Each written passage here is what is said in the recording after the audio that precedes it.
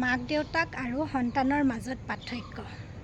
মাক দেউতাকে সন্তান সৰুতে কিবা এটা যদি বেমাৰত পৰে বা কিবা এটা অসুবিধা হয়, সেইটো ঠিক কৰিবৰ বাবে মাক দেউতাকে দিন ৰাতি এক কৰি তেওঁলোকৰ সাঁচতীয়া ধন, তেওঁলোকৰ সা সম্পত্তি সকলো বেচা কিনা কৰি তেওঁলোকৰ সন্তানক সুস্থ কৰে বা তেওঁলোকৰ সন্তান যিটো প্ৰব্লেমত থাকে সেই প্ৰব্লেমটোৰ পৰা উলিয়াই আনে।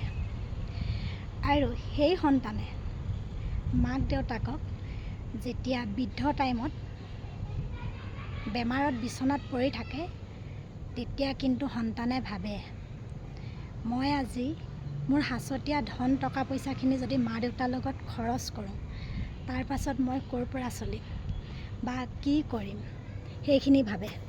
মাক দেউতাকে যেতিয়া সন্তান সৰু হৈ থাকে, তেতিয়া মাক দেউতাকৰ হাতত টকা পইচা নাথাকিলেও কাৰোবাৰ ওচৰত ধাৰ ধুৰ কৰি হ'লেও ল'ৰা ছোৱালীক কিন্তু ঠিক কৰে। ল'ৰা ছোৱালীয়ে কেতিয়াও মাক দেউতাকক সেইটো কাম নকৰে, অথচ তেওঁলোকৰ হাতত থকা অপশ্যনকেইটাও তেওঁলোকে কেঞ্চেল কৰিবলৈহে চায়। যেনে তেওঁলোকৰ মাটি বাৰী আছে, ঘৰ দুৱাৰ আছে, সা সম্পত্তি আছে, তাৰ কিবা এটা বস্তু বিক্ৰী কৰি মাক দেউতাকক সুস্থ কৰিব পাৰে, কিন্তু নকৰে। কিয় নকৰে? কাৰণ মাক দেউতাক কেইদিননো জীয়াই থাকিব? মাক দেউতাকটো কাইলৈ মৰি যাব, তাৰ পাছত তেওঁহে প্ৰব্লেম হ'ব। কিন্তু সেইহাল মাক দেউতাকে যে তেওঁ এটা সময়ত সকলোখিনি ত্যাগ কৰি পিনে তেওঁলোকৰ বাবে কান্দিছিলে, সেইষাৰ কিয় নাভাবে বাৰু? এটা কথা জানেনে? যিডোখৰ মাটিত সন্তানজনে ঘৰ এটা বনাই থাকে, সেই মাটিডোখৰ কিন্তু মাক দেউতাকৰ হয়। আৰু এটা যদি চাকৰি পাইছে সন্তানজনে, সেই চাকৰিটোৰ বাবে কিন্তু মাক দেউতাকে তেওঁক যোগ্য কৰিছিলে। যদি মাক দেউতাকে তেওঁক সৰুতে পঢ়াই শুনাই ডাঙৰ মানুহ নকৰিলেহেঁতেন, তেতিয়া তেওঁলোকে কিন্তু চাকৰি ধন আজি খাব নাপালেহেঁতেন। কিয় তেনেকুৱা কৰে মাক দেউতাকৰ লগত? জনাবচোন। মাক দেউতাক এবাৰ যদি আমাৰ মাজৰ পৰা নাইকিয়া হৈ যায়, তেওঁক কেতিয়াও ঘূৰাই আনিব নোৱাৰি। টকা পইচা সা সম্পত্তি সকলোখিনি আমি আৰ্জন কৰি ল'ব পাৰোঁ। সেয়েহে সদায় মাক দেউতাকক প্ৰথম গুৰুত্ব দিব লাগে, তাৰ পাছত টকা পইচা ধন সা সম্পত্তি। মাক দেউতাকে কেতিয়াও নিবিচাৰে সন্তানৰ পৰা তেওঁলোকৰ সাঁচতীয়া ধনখিনি খৰচ হয়, আমাক ঠিক কৰক, কিন্তু আমি ঠিক কৰিবলৈ চাব লাগে মা দেউতাক। আৰু এটা কথা এইখিনিতে কওঁ, ল'ৰা এজনে যদি মাক দেউতাকক ঠিক কৰিবৰ বাবে টকা পইচা খৰচ কৰোঁ বুলি কয়, তেতিয়া বোৱাৰীজনীয়ে মানা কৰে, কয় যে টকা পইচাবিলাক খৰচ কৰিলে আমি ক'ৰ পৰা চলিম।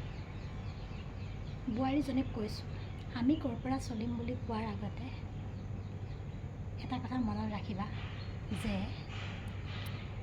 তোমাক যে আজি এই চলাবৰ বাবে টকা পইচা ইনকম কৰিবৰ বাবে যিজন হাজবেণ্ড তুমি পাইছা, সেই হাজবেণ্ডজনক কিন্তু যোগ্য মা দেউতাই কৰিছিলে।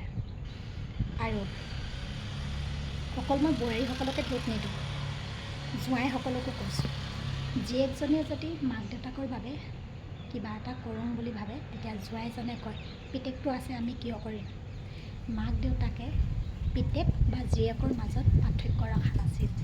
পিতেক বা জীয়েকৰ মাজত মৰম কমো দিয়া নাছিল। সমাজৰ নিয়ম, পিতেকজন ঘৰত থাকে, জীয়ৰীজনী উলিয়াই দিব লগা হয়, কিন্তু মাক দেউতাকৰ বাবে ল'ৰা ছোৱালী সমানেই। সেয়েহে ল'ৰাই বা ছোৱালীয়ে হওক, দুয়োটাই মাক দেউতাকক সমান চকুৰে চাব লাগে।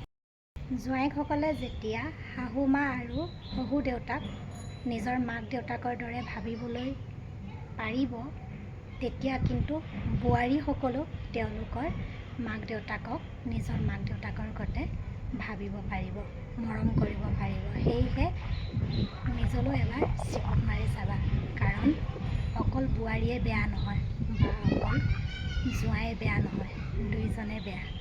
তাৰ বাবে এনেকুৱা এটা পৰিস্থিতি হৈ আছে। দুইজনে সমান হ'বলৈ চোৱাচোন, দুইজনে মৰম কৰাচোন, মা দেউতাক সমান চকুৰে চোৱাচোন। দুইহাল মা দেউতা আমাৰেই।